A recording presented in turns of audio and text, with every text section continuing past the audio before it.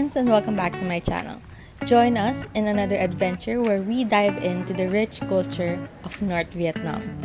From the bustling city life to the serene countryside, let's experience the beauty and charm of North Vietnam together.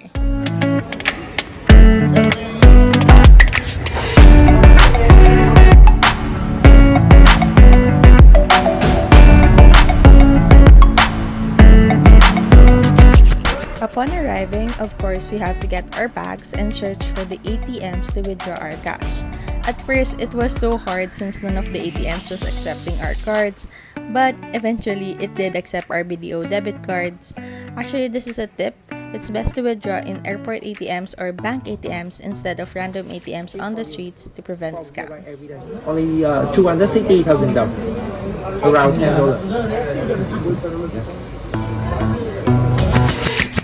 Right after, as you saw, we purchased our SIM cards where we chose package 1, which costs around $260,000. And here is a clip of me saying good morning and welcoming you to Vietnam, but I lost the audio, so let me just tell you. We killed time and slept at the airport for a few hours since almost everything was still closed until 7 a.m. By 5 a.m., we changed out from our airport clothes and booked a grab to Wayo.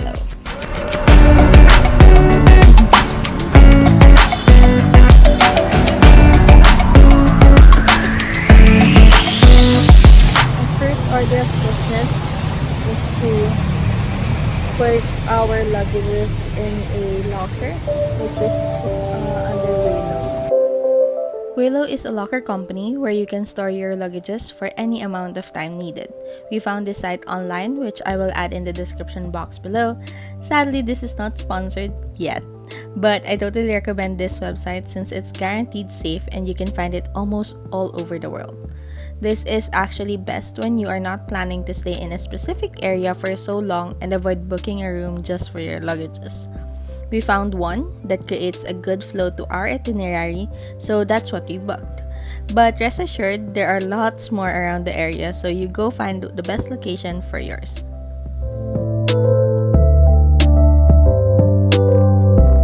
Now, first in our itinerary is to try Vietnam's famous egg coffee. I'm traveling with a bunch of coffee lovers, so it's a must to get coffee in their systems before anything else. Cafe Giang is located at the Old Quarters. It is best known as the birthplace of egg drop coffee. It was invented in 1946 by Mr. Nguyen Van Giang.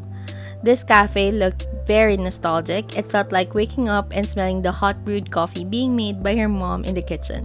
Kulang na lang pandesal and you got your traditional Pinoy breakfast.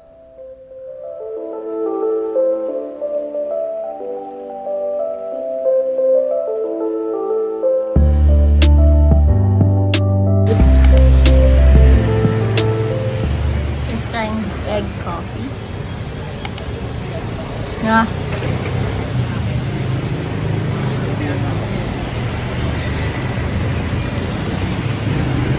Hello. Asan hindi ko malasahan yung egg.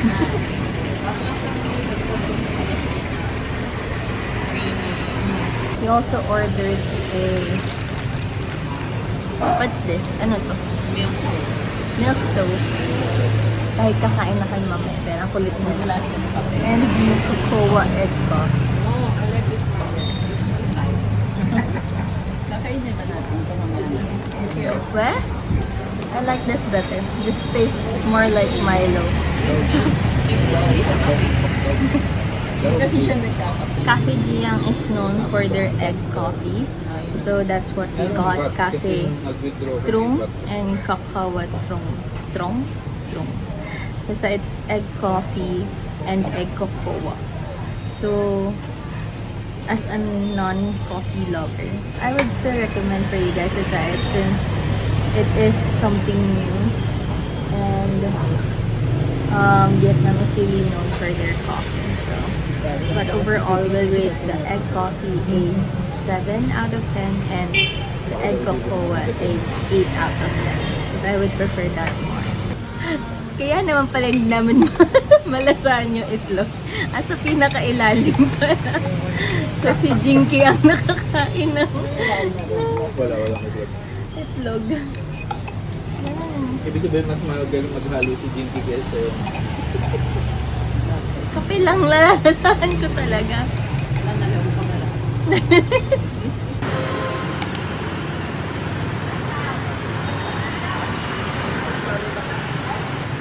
Now, for our actual breakfast, we are trying the famous 4-star restaurant that serves all the aesthetics. Bangkok is a charming cafe and restaurant located in a restored French colonial villa in Hanoi's Old Quarter.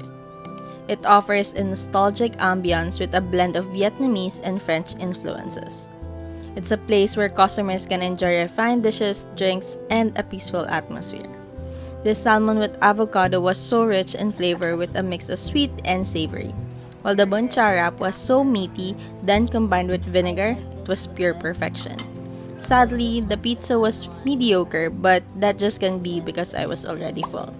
But overall, it was a great experience, a definitely must try for everyone.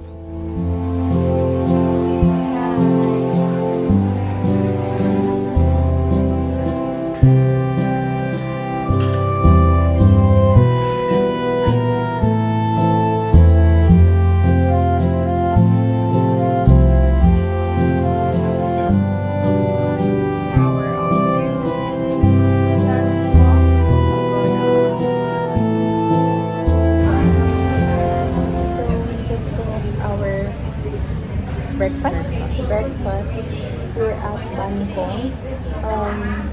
Overall rating, I really like the interior. Ang daming Instagrammable spots. The food is also Yeah, definitely a must try, especially the spring rolls. and the breakfast. The Bangkok breakfast. Bangkok breakfast, yung may salmon. Yung ano ko lang doon kasi masyadong madami. Avocado. Parang naglalaban sila na saan, pero Laban. pero masarap pa din. So, must try talaga siya. So, visit Bangkok.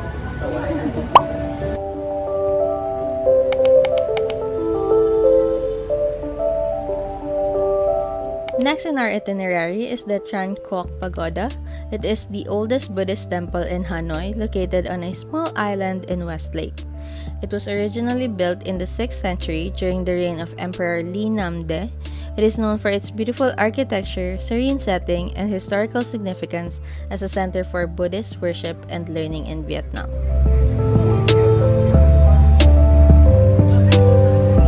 The pagoda blends traditional Vietnamese design with Indian Buddhist influences, making it a prominent spiritual and cultural landmark in the city. Here you will also find the sacred Bodhi tree. This tree was donated to the temple in 1959. It is best known as the branch of the sacred tree where the Buddha was enlightened. There is also a belief where if you circle it 3 times and make a wish, it will surely come true.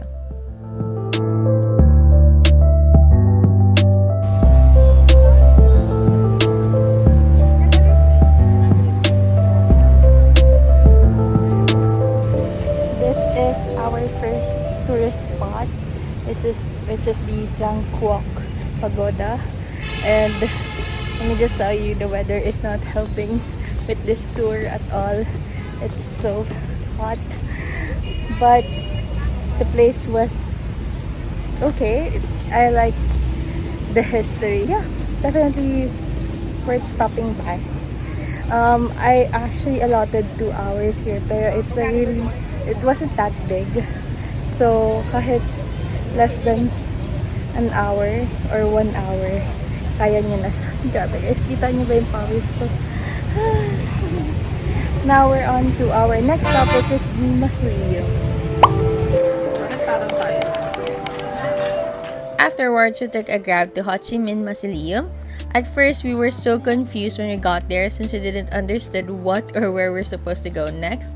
I'll try to list out the steps at the side, but trust me, you'll figure it out just as we did since it was actually a very organized system.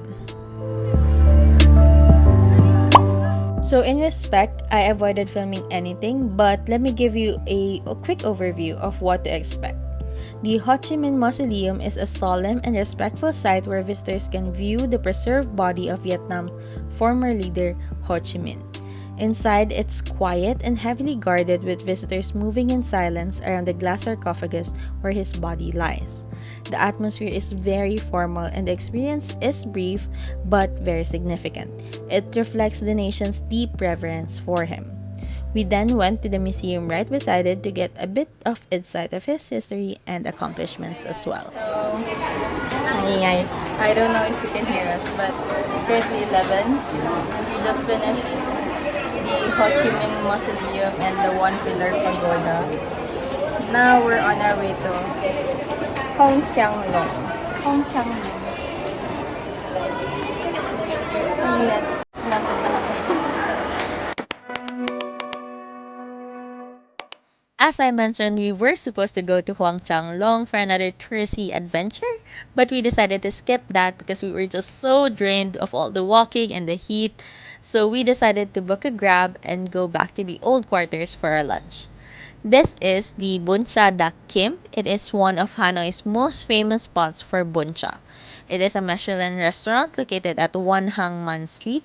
This eatery is renowned for its flavorful grilled pork patties and slices of pork belly. It is accompanied by generous servings of vermicelli and herbs. While it is popular among both locals and tourists, it is often cited as a must-try place for anyone exploring Hanoi's rich street food scenes. And this is what I think.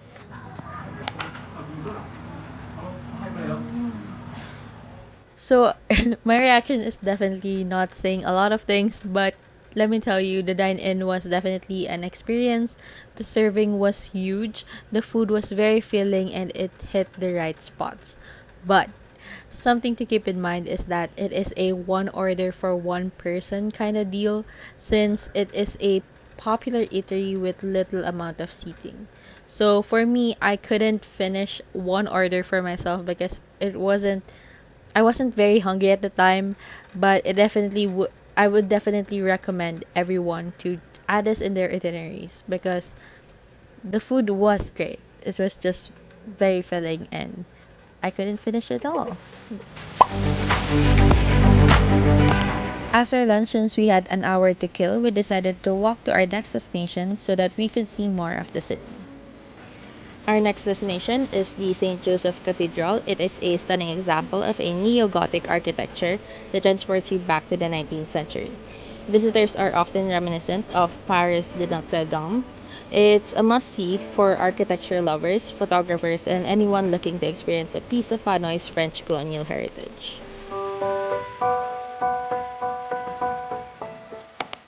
Now for our next destination, which is the Vllo prison relic, also known as the Hanoi Hilton. It offers a gripping glimpse into Vietnam's tumultuous history. Here you'll feel the chilling corridors of Vllo prison, where the walls still echo with stories of courage, survival, and defiance.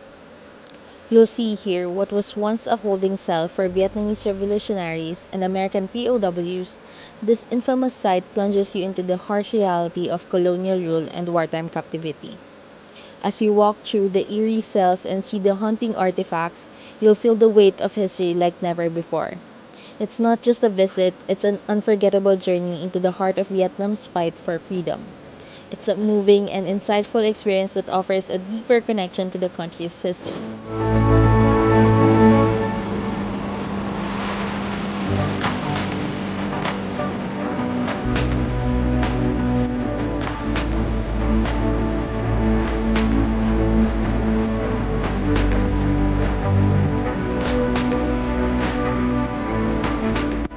So I'm definitely encouraging everyone to add this into your itineraries and gain a bit of insight in the country you're visiting. It is definitely worth the bucks, so go check it out. Here in the Lotus Hotel, just to shower and freshen up before going to the Grain Cafe, but now so, slight hiccup in our itinerary since we couldn't stand the heat anymore and we were all craving for a cold shower. We all agreed to book this hotel room for 2 hours. Afterwards, we were supposed to go to the train station for dinner, but it started to rain, so yeah, nothing really went as planned, but I think it was still a very full itinerary for our first day in Vietnam. So, yeah, I really am ready to cap off the night.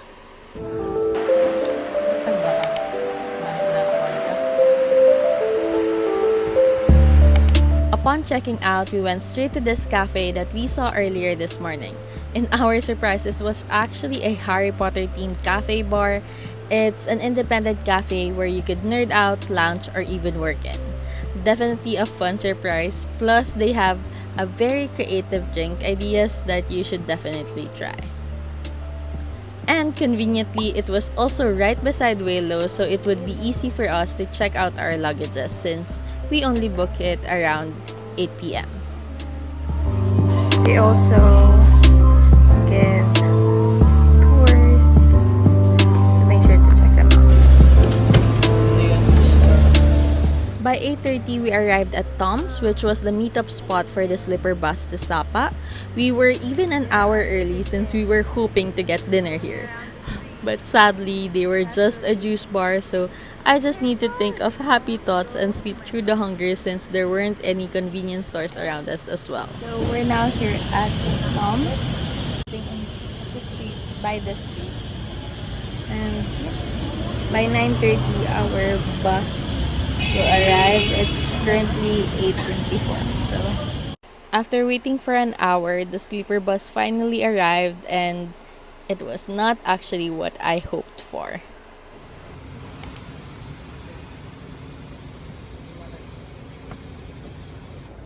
Upon riding the bus, he had your standard Asian rule of no shoes inside, which was okay. Totally knew about that. But then, when I saw the upper bunks that we were supposed to sleep in, it gave me so much anxiety. I don't know if you could tell, but I was unknowingly pulling my lash extensions because I was so stressed thinking that I have no choice but to just deal. It felt so claustrophobic, I just needed to move. And thank God.